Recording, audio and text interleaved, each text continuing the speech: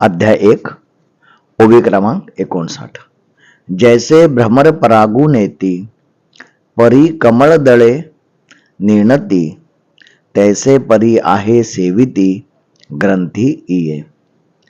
आता वाचकांना हा ग्रंथ समजावून घेण्याची, मनन करण्याची हातोटी माऊली समजावून सांगतात। चित्ताची एकाग्रता करून गीतेच्या ओव्यांचा अनुभव घ्यावा हे सूचित करण्यासाठी भ्रमराचा उदाहरण माऊलींनी दिलं आहे। माऊली काय म्हणतात?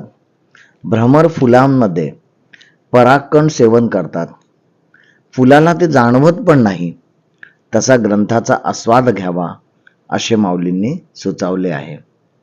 आज आपण हा 59वा आपण ओवी बघितली आहे।